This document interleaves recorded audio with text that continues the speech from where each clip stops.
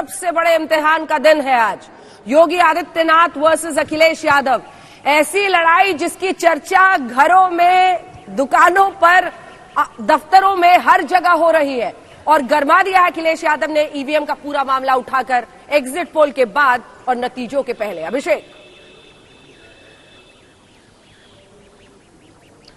बिल्कुल अंजना, और यही हाल जो कि चौक चौराहों पर है, अब यही हाल इस वक्त मतदान सेंटर पर भी दिखाई दे रहा है, क्योंकि अखिलेश यादव के समर्थक हों या बीजेपी के समर्थक, सभी इस वक्त आपको मतदान केंद्र पर डटे हुए दिखाई देंगे।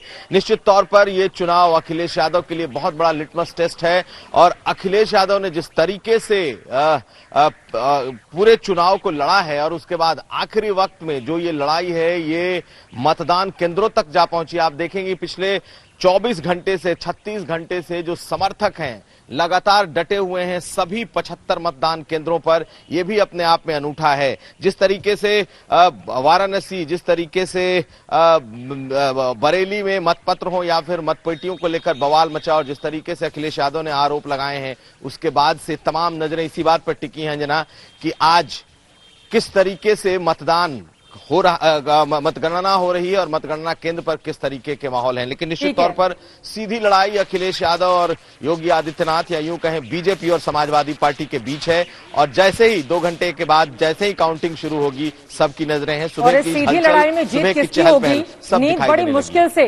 नेताओं को आई होगी, खासतौर से वो जो चुनावी मैदान में पूरा दमखम ठोक रहे हैं। ये महत्वपूर्ण हो जाता है। 403 सीटें, आपको बता दें, योगी अगर अपने चेहरे पर दोबारा सत्ता में काबिज होते हैं तो 1985 के बाद ये पहली बार होगा कि पूर्ण बहुमत के साथ अपनी सरकार को कोई नेता रिपीट करवाता है।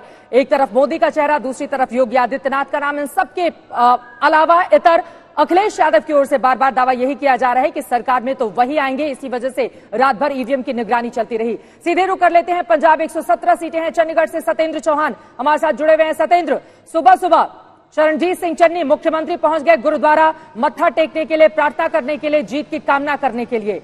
अभी स्थिति क्या दिखाई देती है? रात भर बड़ी मुश्किल कटी होगी नेताओं के लिए, अब परिणाम की बारी। देखिए चित्रा, सबसे पहले तो ये बताना चाहूंगा कि पंजाब में उत्तर प्रदेश की तरह तनाव नहीं है, ना ईवीएम को लेकर किसी तरह का आरोप है, और एग्जिट पोल को आम आदमी पार्टी ने एग्जैक्ट पोल मान लिया है। फिलहाल मैं चंडीगढ़ में आम आदमी पार्टी के ऑफिस में हूं, और ये देखिए तस्वीरें यहाँ पर बड़ी बड़ी आदमकद स्क्रीन यहाँ पर लगाई गई है। अंदर इस कोठी होती है लीडर ऑफ अपोजिशन की, एक सेकंड आपको टोक रही हूँ, ये तस्वीरें जरा दिखा रहे हैं सत्येंद्र। एग्जिट पोल को लेकर एक पार्टी खुश, एक नाराज। अब ये हो गया है, लेकिन मत्था टेकने के लिए गुरुद्वारे में आप देख रहे हैं चन्नी साहब को। चन्नी साहब के लिए ये बहुत बड़ा इम्तिहान है। पार्टी ने आखिरकार नवजोत सिंह सिद्धू को दरकिनार करने का रिस्क उठाते हुए इनके नाम पर मुहर लगाई।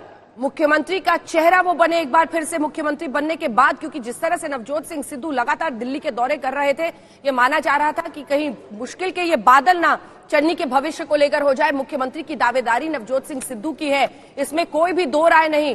लेकिन इसी के साथ जब नवजोत सिंह सिद्धू अपनी सीट में व्यस्त हो गए, इधर चन्नी साहब ने पूरे मालवा इलाके से लेकर चमकौर साहिब, जो उनकी ओरिजिनल सीट है, वहीं की तस्वीरें आप इस वक्त देख रहे हैं, यही वो सेफ सीट, उनकी अपनी सीट है।